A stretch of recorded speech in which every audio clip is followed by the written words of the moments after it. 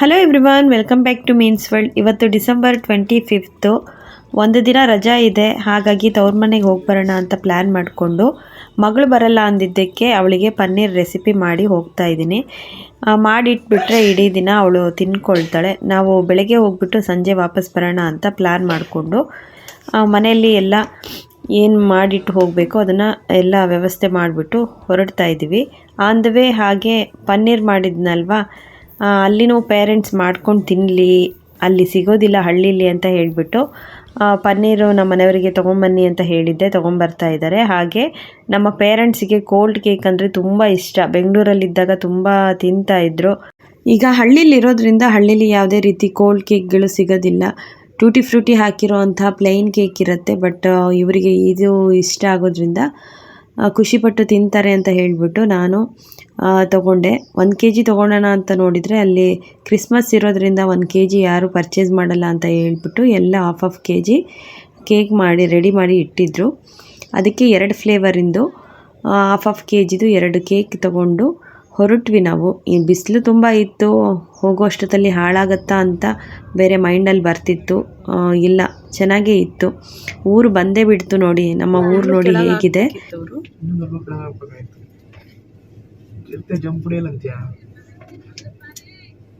ತೆಗಿಬೇಕಂತೆ.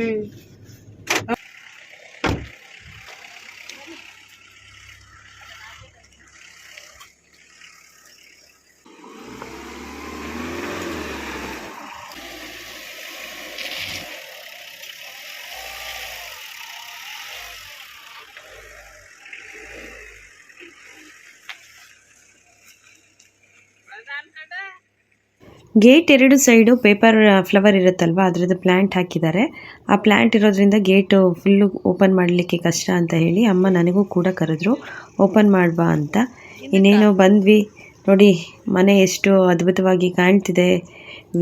Over all ಆಗಿ ಹೊಟ್ಟೆ ಕೂಡ ಹಸಿತಾ ಇತ್ತು. ನಾನು ಬೆಳಗ್ಗೆ ಪನ್ನೀರು ಪರೋಟ ತಿನ್ಕೊಂಡು ಬಂದಿದ್ವಿ. ಆದರೂ ನಾವು ಬರೋ ಅಷ್ಟೊತ್ತಲ್ಲಿ ಮನೆ ಬಿಟ್ಟಿದ್ದೆ 11:15 ಆಯಿತು. ಊರಿಗೆ ಬರೋ ಅಷ್ಟೊತ್ತಲ್ಲಿ ಮಧ್ಯಾಹ್ನ 1:15 ಆಗಿತ್ತು. ಬಂದಿದ್ದೇ ಕೂಡ ಅಪ್ಪಾಜಿ ಅಮ್ಮ ಊಟ ಮಾಡಿರಲಿಲ್ಲ ಅಂತ ಊಟ ಮಾಡಿ ಬನ್ನಿ ಅಂತ ಅಂದರು. ಪಾಪ ಅವ್ರು ನಮಗೋಸ್ಕರ ವೆಯ್ಟ್ ಮಾಡ್ತಾ ಇದ್ದಾರೆ ಅಂತ ಅವ್ರ ಜೊತೆ ಕೂತ್ಕೊಂಡು ನಾವು ಸ್ವಲ್ಪ ಊಟ ಮಾಡಿದ್ವಿ. ಗೀ ರೈಸು, ಚಿಕನ್ ಗ್ರೇವಿ ಹಾಗೆ ಚಪಾತಿ ಮಾಡಿದರು.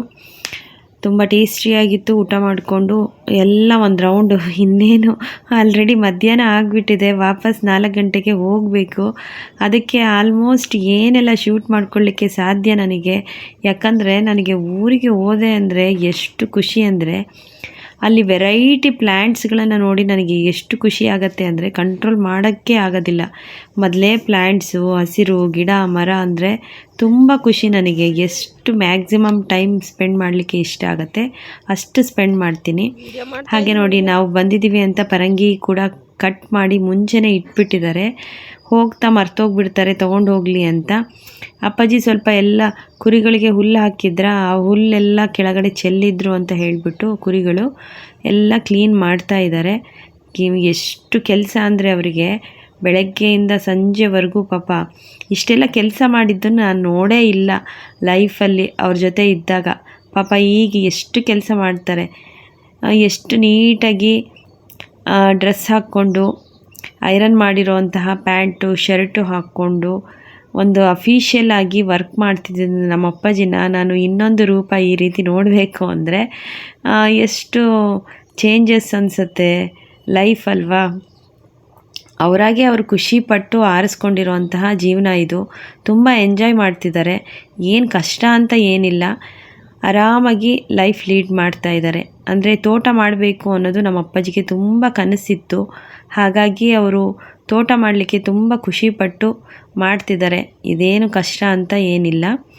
ಆದರೆ ಅದೊಂದು ಲೈಫ್ ನೋಡಿದ್ದೆ ನಾನು. ಎಷ್ಟು ನೀಟಾಗಿ ಡ್ರೆಸ್ ಮಾಡಿಕೊಂಡು ಗಾಡಿ ಮೇಲೆ ಹೋಗಿ ಆಫೀಸಿಗೆ ಹೋಗಿ ಬಂದು ಮನೆಯಲ್ಲಿ ಮಾಡಿರೋ ಅಂಥದ್ದನ್ನು ಅಮ್ಮನ ಬಿಸಿ ಬಿಸಿ ಊಟ ಮಾಡಿಕೊಂಡು ಜೀವನ ಮಾಡ್ತಿದ್ದಿದ್ದು ಆ ರೀತಿ ಬೇರೆ ಒಂದು ನೋಡಿದ್ದೆ. ಈಗ ಇದೊಂದು ರೀತಿ 2 ವರ್ಷನ್ನು ಅಪ್ಪಾಜಿದು. ಸೂಪರ್ ಅಲ್ವಾ. ಹಾಗೆ ಆ ಕುರಿಗಳೆಲ್ಲ ಸಂಜೆ ಕಟ್ಟೋ ಅಂತಹ ದೊಡ್ಡ ಇದು ನೋಡಿ, ಸುಮಾರು ದೊಡ್ಡದು ಮಟ್ಟದಲ್ಲೇ ಮಾಡಿಸಿದ್ದಾರೆ. ಒಂದು ಸಣ್ಣದು ಗಿಡ್ಡ ಹಸ ಕೂಡ ಸಾಕಿದರೆ ಇದರಲ್ಲಿ ಬರುತ್ತೆ ಜಾಗ, ಅಷ್ಟು ದೊಡ್ಡಕ್ಕಿದೆ. ಹೇಳಿದ್ನಲ್ವ ಪೇಪರ್ ಫ್ಲವರು ಗೇಟ್ ಸೈಡಿಗೆ ಹಾಕಿದ್ದಾರೆ ಅಂತ. ಬ್ಯೂಟಿಫುಲ್ಲಾಗಿದೆ. ಇದೆಲ್ಲ ತಮ್ಮ ತಂದು ಹಾಕಿರೋವಂಥದ್ದು. ಬೆಂಗಳೂರಿಂದ ಬಂದಾಗ ಪ್ರತಿ ಸಲ ಬಂದಾಗಲೂ ಅವನು ಯಾವುದಾದ್ರೂ ಸಸಿಗಳನ್ನು ನರ್ಸರಿಯಿಂದ ತರ್ತಾನೆ. ಅಲ್ಲಿ JKVK ಎಲ್ಲ ಇದೆ ಅಲ್ವಾ ಬೆಂಗಳೂರಲ್ಲಿ, ಅಲ್ಲಿಂದ ಎಲ್ಲ ಪ್ಲ್ಯಾಂಟ್ಸ್ಗಳು ತರ್ತಾನೆ. ಹಾಗೆ ನೋಡಿ ಇದು ಡ್ರ್ಯಾಗನ್ ಫ್ರೂಟಿಂದು ತಂದು ಹಾಕಿದ್ದ. ಇಲ್ಲಿ ತೋಟ ಸ್ಟಾರ್ಟ್ ಮಾಡಿದಾಗ ಸುಮಾರು ಹಣ್ಣು ಬಿಟ್ಟಿದೆ ಅಲ್ಲಿ, ತುಂಬ ಸಿಹಿಯಾದಂತಹ ಹಣ್ಣು. ಕುರಿಗಳಿಗೆ ಮೇವು ಎಲ್ಲ ಮನೆ ಹತ್ರನೇ ಇಟ್ಕೊಂಡಿದ್ದಾರೆ.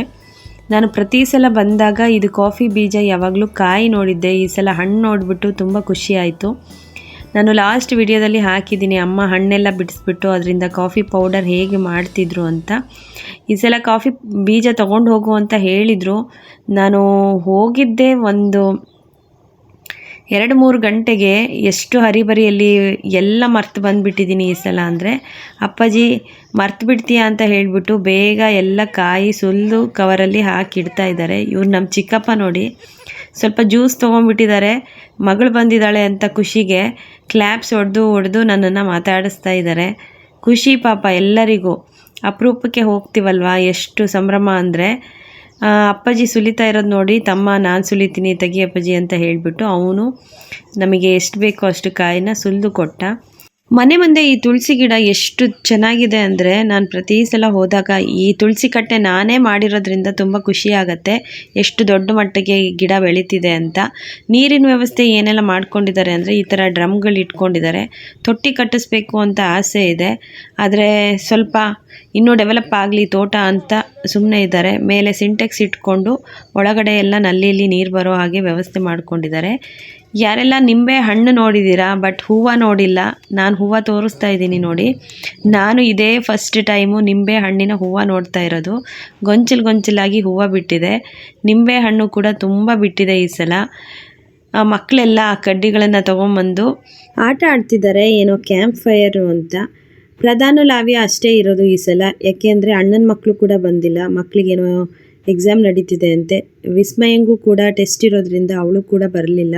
ನಾನು ಓದ್ಕೋಬೇಕು, ನೀವೇ ಹೋಗಿ ಬನ್ನಿ ಅಂತ ಅಂದ್ಲು. ಹಾಗಾಗಿ ಇಬ್ಬರೇ ಮಕ್ಕಳು ಏನೋ ಕ್ರಿಯೇಟಿವ್ ಆಗಿ ಆಟ ಆಡ್ತಿದ್ದಾರೆ ನೋಡಿ. ಖುಷಿ ಆಯಿತು. ಮಕ್ಕಳು ಮೈಂಡಲ್ಲಿ ಎಷ್ಟೆಲ್ಲ ಕ್ರಿಯೇಟಿವಿಟಿ ಬರುತ್ತೆ ಅಲ್ವಾ ಈ ಥರ ಜಾಗದಲ್ಲಿ ಇದ್ದಾಗ.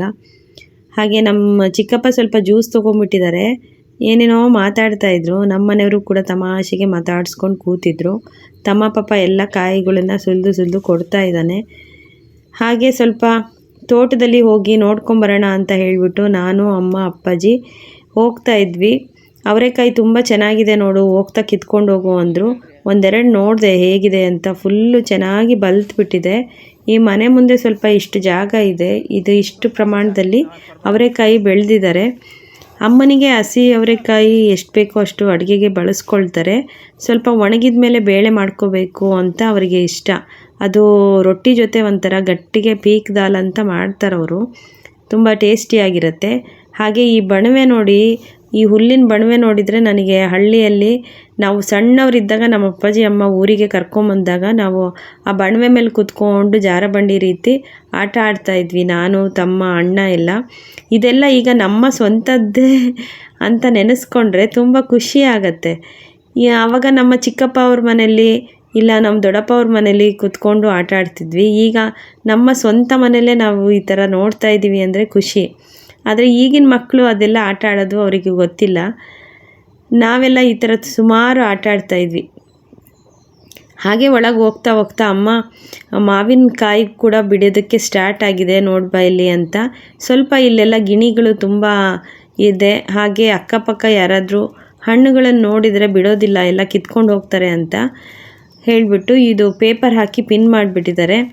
ನಾನು ಕಿತ್ತಿ ತೋರ್ಸಮ್ಮ ನೋಡೋಣ ಹೇಗಿದೆ ಮಾವಿನಕಾಯಿ ಎಷ್ಟು ದೊಡ್ಡದು ಬಿಟ್ಟಿದೆ ಅಂತ ಹೇಳಿಬಿಟ್ಟು ಪಾಪ ಅವ್ರು ಪ್ಯಾಕ್ ಮಾಡಿರೋದನ್ನು ಕೂಡ ಕಿತ್ತಿ ವಿಡಿಯೋ ಮಾಡ್ಕೊಳ್ತಾ ಇದ್ದೀನಿ ನೋಡಿ. ಎಷ್ಟು ದೊಡ್ಡದಿದೆ, ಇದಿನ್ನೂ ತುಂಬ ದೊಡ್ಡದಾಗತ್ತೆ. ಹಾಗೆ ಮೊನ್ನೆ ತಾನೇ ಎಲ್ಲ ಸುಣ್ಣ ಒಡಿಸಿದ್ರಂತೆ ಅಡಿಕೆ ಗಿಡಕ್ಕೆ, ಅದನ್ನು ಹೇಳ್ತಾ ಇದ್ರು ಅಮ್ಮ. ಏನಕ್ಕೆ ಒಡಿಸಿದ್ರಿ ಅಂತ ಕೇಳ್ತಿದ್ದೆ ನಾನು. ಈಗ ವಿಪರೀತ ಬಿಸಿಲು ಬರುತ್ತೆ, ಅಡಿಕೆ ಗಿಡ ಎಲ್ಲ ಸೀಳು ಹೋಗಿಬಿಡತ್ತೆ, ಅದಕ್ಕೋಸ್ಕರ ಒಡಿಸ್ತಿದ್ದೀವಿ. ಹೀಗೆ ಮಾಡೋದ್ರಿಂದ ಮರ ತುಂಬ ತಂಪಾಗಿ ಇರುತ್ತೆ, ಸೀಳು ಹೋಗಲ್ಲ ಅಂತ.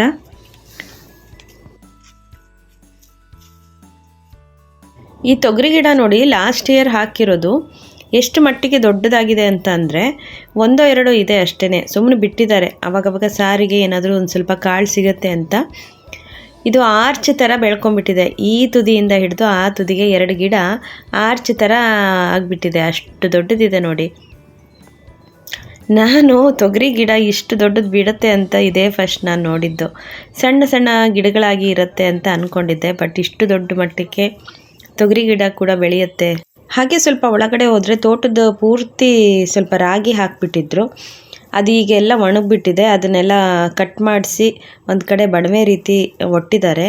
ಇದು ಎಲ್ಲ ಮಿಷಿನ್ನಿಂದ ಅದು ರಾಗಿ ತೆಗೆಸ್ಬೇಕಂತೆ. ಮಿಷಿನ್ ಸ್ವಲ್ಪ ಈಗ ಲಭ್ಯ ಇಲ್ಲ ಊರಲ್ಲಿ ಅಂತ ಹೇಳಿಬಿಟ್ಟು ಹಾಗೆ ಎಲ್ಲ ಅಲ್ಲಲ್ಲಿ ಗುಂಪು ಥರ ಹಾಕಿ ಇಟ್ಟಿದ್ದಾರೆ. ಮಿಷಿನ್ ಸಿಕ್ಕಾಗ ಅದನ್ನೆಲ್ಲ ರಾಗಿ ತೆಗೆಸ್ತಾರೆ. ಆ ಕೈಯಲ್ಲಿ ಅವರೆಕಾಯಿ ಇಟ್ಕೊಂಡು ಓಡಾಡ್ತಿದ್ನ, ಕಡ್ತ ಆಗುತ್ತೆ ಅಂತ ಹೇಳಿಬಿಟ್ಟು ಸುಲಿದು ಬೀಜ ಇಟ್ಕೊಂಡಿದ್ದೀನಿ. ನೋಡಿ ಎಷ್ಟು ಕಾಳು ಎಷ್ಟು ಗಟ್ಟಿಯಾಗಿದೆ ಅವರೆಕಾಯ್ದು. ಹಾಗೆ ಇದೆಲ್ಲ ನೋಡಿ, ಇದು ಉತ್ರಾಣಿ ಗಿಡ ಅನಿಸುತ್ತೆ ಮೋಸ್ಟ್ಲಿ ನನಗೆ. ದಯವಿಟ್ಟು ಇದು ಯಾವ ಗಿಡ ಅಂತ ಹೇಳಿಬಿಟ್ಟು ಕಮೆಂಟ್ ಮಾಡಿ ತಿಳಿಸಿ, ಉತ್ರಾಣಿನೇ ಅಲ್ವಾ ಅಂತ. ಆಲ್ರೆಡಿ ಹೊಂಬಾಳೆ ಹೊಡಿತಿದೆ ಅಡಿಕೆಯಲ್ಲಿ. ಅಪ್ಪಾಜಿ ಫೋನ್ ಮಾಡಿ ಪದೇ ಪದೇ ಹೇಳ್ತಾಯಿದ್ರು, ಹೊಂಬಾಳೆ ಬಿಡ್ತಿದೆ, ನಿನ್ನ ಮನೆಗೆ ಬಾ, ಅರಿಶಿನ ಕುಂಕುಮ ಕೊಡಬೇಕು ಅಂತ. ಆದರೆ ನನಗೆ ಹೋಗಲಿಕ್ಕೆ ಆಗಿರಲಿಲ್ಲ. ಈಗ ಸಡನ್ನಾಗಿ ಹೋಗಿದ್ದೀನಿ. ಮುಂಚಿತವಾಗಿ ಹೇಳಿದರೆ ಎಲ್ಲ ವ್ಯವಸ್ಥೆ ಮಾಡ್ತಿದ್ದೆ. ಈಗ ಸಡನ್ನಾಗಿ ಬಂದಿದೆಯಾ, ನಾನ್ ವೆಜ್ ಬೇರೆ ಮಾಡಿಬಿಟ್ಟಿದ್ದೀವಿ, ಪೂಜೆ ಮಾಡೋ ಹಾಗಿಲ್ಲ. ಅದಕ್ಕೆ ಪಂಚಮಿ ಟೈಮಲ್ಲಿ ಬಂದುಬಿಡು, ಹಾಗೆ ನಿನಗೆ ಮಡ್ಲಕ್ಕಿ ಹಾಕಿ ಸೀರೆ ಉಡಿಸ್ತೀವಿ, ಹಾಗೆ ಪಂಚಮಿ ಕೂಡ ನಾಗಪ್ಪನ ಪ್ರತಿಷ್ಠಾಪನೆ ಮಾಡೋಣ ತೋಟದಲ್ಲಿ ಅಂತ ಹೇಳಿಬಿಟ್ಟು ಹೇಳ್ತಾಯಿದ್ರು ಅಪ್ಪಾಜಿ. ಅಲ್ಲೇ ಹೊಂಬಾಳೆ ಹೊಡಿತಾ ಇರೋದಕ್ಕೆ ಹೆಣ್ಮಗಳಿಗೆ ಅರಿಶಿನ ಕುಂಕುಮ ಕೊಡ್ದಲೇ ನೋಡೋ ಹಾಗಿಲ್ಲ ಅಂತ ಎಲ್ಲ ಏನೋ ಇರುತ್ತೆ ಊರಲ್ಲಿ. ಬಿಡವ್ಜಿ ಅದೆಲ್ಲ ಏನೂ ಇಲ್ಲ. ನೆಕ್ಸ್ಟ್ ಟೈಮ್ ಎಲ್ಲ ಒಂದೇ ಸಲ ಹೊಡಿಯುತ್ತಲ್ವ, ಆವಾಗ ಬಂದು ನಾನು ಇಸ್ಕೊಳ್ತೀನಿ, ಅರಿಶಿನ ಕುಂಕುಮ ಇಸ್ಕೊಳ್ತೀನಿ, ಬೇಜಾರಾಗಬೇಡಿ. ಟೈಮು ನನಗೆ ಬರಲಿಕ್ಕೆ ಆಗ್ತಾ ಇಲ್ಲ, ಮಕ್ಕಳದು ಸ್ವಲ್ಪ ಎಜುಕೇಷನ್ನು, ರಜೆ ಕೊಡ್ತಾ ಇಲ್ಲ ಅಂತ ಹೇಳಿಬಿಟ್ಟು ಅವರಿಗೆ ಸಮಾಧಾನ ಮಾಡಿದೆ. ಏನು ಮಾಡೋಕ್ಕಾಗಲ್ಲ ಈ ಸಲ. ಅದೇ ನಾನು ಹೋಗಬೇಕಾದ್ರೇ ಮುಂಚಿತವಾಗಿ ಒಂದು ದಿನ ಮುಂಚಿತವಾಗಿ ಹೇಳಿದರೆ ಪಾಪ ಅವರೆಲ್ಲ ವ್ಯವಸ್ಥೆ ಮಾಡ್ಕೊಳ್ಳೋರು. ಹೆಂಗೂ ತಮ್ಮ ಬಂದಿದ್ದ, ಒಂದು ಫೋನ್ ಅಣ್ಣನಿಗೂ ಕೂಡ ಕಾಲ್ ಮಾಡಿದ್ದಿದ್ರೆ ಅವನು ಕೂಡ ಬಂದುಬಿಡ್ತಿದ್ದ. ನಾನು ಸಡನ್ನಾಗಿ ಹೋಗೋದೋ ಬೇಡೋ ಅಂತಲೇ ಯೋಚನೆ ಮಾಡ್ತಿದ್ದೆ. ಮಗಳಿಗೆ ಬೇರೆ ಬಿಟ್ಟು ಹೋಗಬೇಕಲ್ವಾ, ಯಾವತ್ತೂ ಬಿಟ್ಟು ಹೋಗಿಲ್ಲ. ಪಂಚಮಿಗೆ ಮುಂಚಿತವಾಗಿ ಬರ್ತೀನಿ, 2-3 ದಿನ ಜೋರಾಗಿ ಹಬ್ಬ ಆಚರಣೆ ಮಾಡೋಣ ಅಂತ ಹೇಳಿಬಿಟ್ಟು ಅವರಿಗೆ ಸಮಾಧಾನ ಮಾಡಿದೆ. ಯಾಕೆ ಅಂದರೆ 5-6 ಗಿಡ ಅಲ್ಲೇ ಹೊಂಬಾಳೆ ಹೊಡೆದ್ಬಿಟ್ಟಿದೆ. ಪಾಪ ಅವರು ಕರೀತಾನೆ ಇದ್ದಾರೆ ನನಗೆ, ಬಾ ಬಾ ಬಾ ಅಂತ. ಈಗ ಅದಕ್ಕೋಸ್ಕರ ನನಗೆ ಎಲ್ಲ ಕರ್ಕೊಂಡೋಗಿ ತೋರಿಸ್ತಾ ಇದ್ದಾರೆ. ಯಾಕಂದರೆ ಹೆಣ್ಮಗಳಿಗೆ ತೋರಿಸ್ಬೇಕಂತೆ ಅದು. ಹಾಗೆ ನಾವು ಹರಸಿ ಹಾರೈಸ್ಬೇಕಂತೆ, ನನ್ನ ತವ್ರ ಮನೆ ತುಂಬ ಚೆನ್ನಾಗಿರಲಿ, ಹೊಂಬಾಳೆ ಹೊಡೆದಾಗ ಅವರು ತುಂಬ ಚೆನ್ನಾಗಿ ಅಭಿವೃದ್ಧಿ ಆಗಲಿ ಅನ್ನೋ ಉದ್ದೇಶಕ್ಕೋಸ್ಕರ ಇದೇನೋ ಒಂದು ಸಂಪ್ರದಾಯ ಇದೆ ಅಡಿಕೆ ತೋಟ ಬೆಳೀತಾ ಇರೋರದು. ಇದು ಪಾಪ ಅವರು ಫಸ್ಟ್ ಟೈಮ್ ಹಾಕಿರೋದು. ಅಕ್ಕಪಕ್ಕದವರೆಲ್ಲ ಹೇಳ್ತಾ ಇದ್ದಾರೆ, ಹೊಂಬಾಳೆ ಬಿಡ್ತಿದೆ, ನೀವು ಮಗಳಿಗೆ ಕರೆದು ಅರಿಶಿನ ಕುಂಕುಮ ಕೊಟ್ಟಿಲ್ವಾ ಅಂತ. ಆದರೆ ಅವ್ರು ಕರೀತಾನೆ ಇದ್ದಾರೆ, ನನಗೆ ಹೋಗಲಿಕ್ಕೆ ಆಗ್ತಾ ಇಲ್ಲ, ಏನು ಮಾಡೋದು.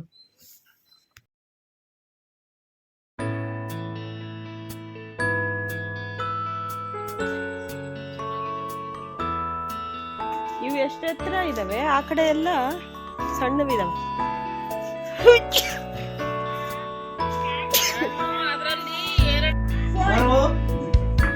ಇನ್ನೊಂದು ನಾವೇ ಒಂದು ಕಟ್ ಮಾಡ್ಕೊಳ್ಳಿ.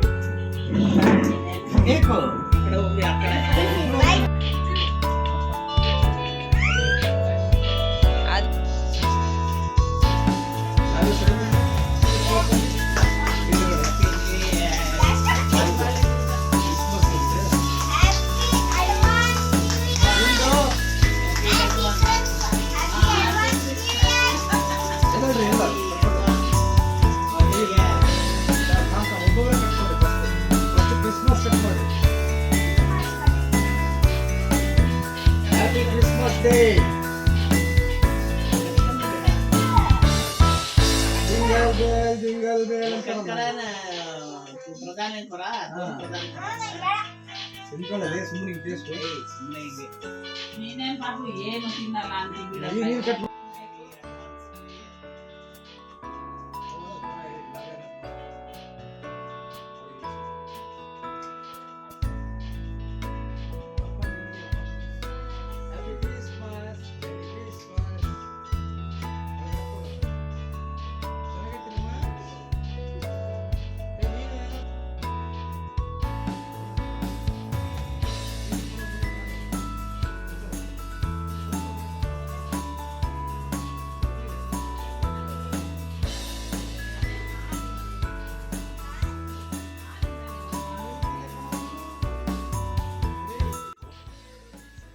ಇದು ಹಸುನೋ ಎತ್ತೋ ನನಗಂತೂ ಗೊತ್ತಾಗ್ತಾ ಇಲ್ಲ. ದಯವಿಟ್ಟು ಕಮೆಂಟ್ ಮಾಡಿ ತಿಳಿಸಿ ಯಾರಿಗಾದರೂ ಗೊತ್ತಾದರೆ. ಹಸುಗಳನ್ನು ನೀರು ಕುಡಿಸ್ತಾ ಇದ್ದಾರೆ. ಮೇವೆಲ್ಲ ತಿಂದಿತ್ತಲ್ವ, ಬಾಯಾರಿಕೆ ಆಗಿರಬೇಕು, ಅದಕ್ಕೋಸ್ಕರ ಹೋಗೋ ಟೈಮ್ನಲ್ಲಿ ಸ್ವಲ್ಪ ಕುಡಿಸ್ಕೊಂಡು ಹೋಗ್ತಾ ಇದ್ದಾರೆ. ಇದು ಇದಲ್ವ ರಿಂಗು, ಪಕ್ಷಿಗಳಿಗೆ ಅಂತ ಮಾಡಿದ್ದದು. ಆದರೆ ಇದು ಪ್ರಾಣಿಗಳಿಗೆಲ್ಲ ಎಷ್ಟು ಯೂಸ್ ಆಗ್ತಾ ಇದೆ. ಹಸು ನೀರು ಕುಡಿಯುತ್ತೆ, ಹಾಗೆ ಕುರಿಗಳು ನೀರು ಕುಡಿಯುತ್ತೆ. ಪಕ್ಷಿಗಳು ಬಂದರೆ ಅವು ಕೂಡ ನೀರು ಕುಡಿದು ಹೋಗುತ್ತೆ.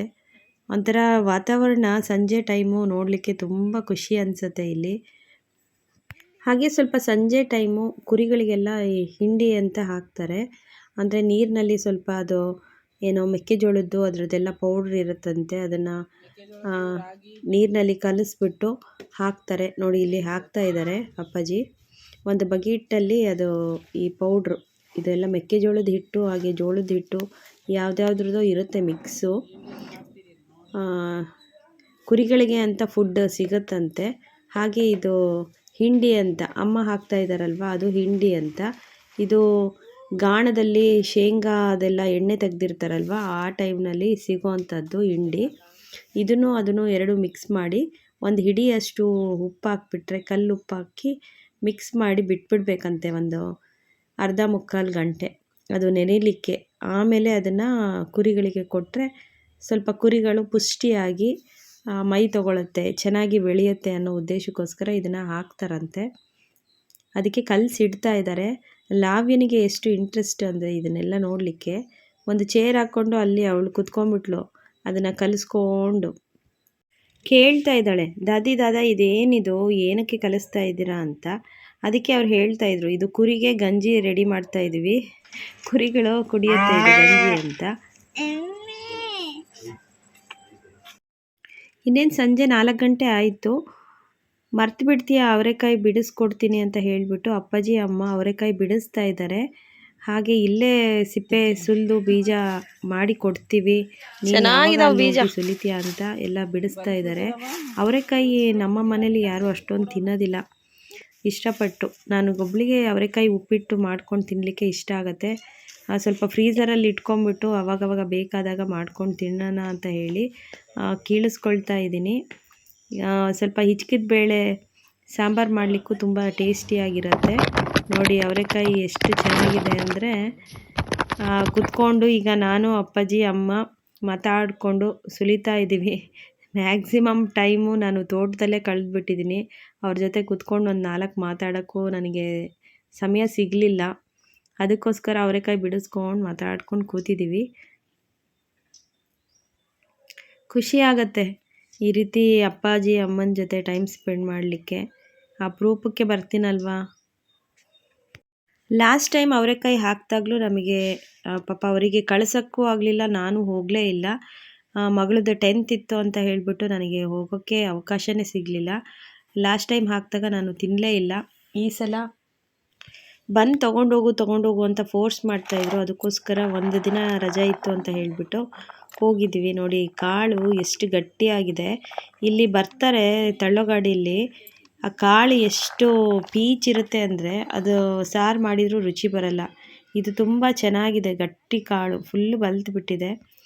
ಆವಾಗಲೇ ಹೇಳಿದ್ನಲ್ವ ಎಲ್ಲ ಹಿಂಡಿ ಕಲಸಿದ್ದಾರೆ ಅಂತ. ಸಂಜೆ ಆಯಿತು, ಎಲ್ಲ ಕುರಿಗಳಿಗೆ 3 ಬೇಸನ್ನಲ್ಲಿ ಆ ಹಿಂಡಿ ಕಲಸಿರೋದಂಥದ್ದನ್ನು ಹಾಕಿದ್ದಾರೆ. ಅದೆಲ್ಲ ತುಂಬ ಇಷ್ಟಪಟ್ಟು ತಿನ್ನುತ್ತೆ ಹಿಂಡಿನ. ಇನ್ನೇನು ನಾವು ಹೊರಡೋ ಟೈಮ್ ಆಯಿತು ಅಂತ ಹೊರಡ್ತಾ ಇದ್ದೀವಿ. ಲಾವ್ಯ ಪ್ರಧಾನು ಕಾರ್ ಮೇಲೆ ಕೂತ್ಕೊಂಡು ಆಟ ಆಡ್ತಾ ಇದ್ದಾರೆ. ನೋಡಿ ಸೂರ್ಯ ಮುಳುಗ್ತಾ ಇದೆ, ನೋಡಲಿಕ್ಕೆ ತುಂಬ ಖುಷಿ ಕೊಡುತ್ತೆ. ಸನ್ರೈಸು ಸನ್ಸೆಟ್ಟು ಊರುಗಳಲ್ಲಿ ನೋಡಬೇಕು ಅಂದರೆ ಖುಷಿಯಾದಂತಹ ವಿಚಾರ. ಇನ್ನೇನು ಹೊರಡ್ತಾ ಇದ್ದೀವಿ ನಾವು. ಯಾರಿಗೆಲ್ಲ ಈ ವಿಡಿಯೋ ಇಷ್ಟ ಆಯಿತು ಲೈಕ್ ಮಾಡಿ, ಶೇರ್ ಮಾಡಿ, ಕಮೆಂಟ್ ಮಾಡಿ, ಸಬ್ಸ್ಕ್ರೈಬ್ ಮಾಡೋದು ಮರಿಬೇಡಿ. ದಯವಿಟ್ಟು ಹೀಗೆ ಸಪೋರ್ಟ್ ಮಾಡ್ತಾಯಿರಿ. ಹೊಸ ಹೊಸ ವೀಡಿಯೋಗಳ ಜೊತೆ ಬರ್ತೀನಿ. ತೋಟದ ವೀಡಿಯೋಗಳು ಮತ್ತಷ್ಟು ಮಗದಷ್ಟು ಹಾಕ್ತಾನೇ ಇರ್ತೀನಿ. ಅಪರೂಪಕ್ಕೆ ಹೋದಾಗ ಎಲ್ಲ ವೀಡಿಯೋ ಮಾಡಿಕೊಂಡು. ಅಮ್ಮ ನೋಡಿ ಇಲ್ಲಿ ಹೇಗೆ ಫುಲ್ಲು ಹಳ್ಳಿ ರೀತಿಯೇ ಆಗಿಬಿಟ್ಟಿದ್ದಾರೆ. ಇದೆಲ್ಲ ನೋಡಿದರೆ ಎಷ್ಟು ಬದಲಾವಣೆಗಳು ಹೇಗೆ ಆಯಿತು ಅವರಲ್ಲಿ ಅಂತ ನನಗೆ ಅನಿಸುತ್ತೆ. ನೋಡಿ, ಬದಲಾವಣೆ ಅನ್ನೋದು ಜಗದ ನಿಯಮ. ಪರಿಸ್ಥಿತಿಗೆ ತಕ್ಕ ಹಾಗೆ ಮನುಷ್ಯ ಬದಲಾಗಬೇಕಲ್ವಾ. ಅವರು ಖುಷಿಯಿಂದ ಬದಲಾಗಿದ್ದಾರೆ. ತಮ್ಮ ಜೀವನನ ತುಂಬ ಖುಷಿಯಿಂದ ನಡೆಸ್ತಾ ಇದ್ದಾರೆ. ಅದನ್ನೆಲ್ಲ ನೋಡಿ ನಮಗೂ ಖುಷಿ. Bye love you. ಬಾಯ್ ಬಾಯ್. 1 ಗಂಟೆ ಅವಳ ಟೈಮ್ ಭಾಷಣದಲ್ಲೇ ಕಳೆದೋಯ್ತಾ?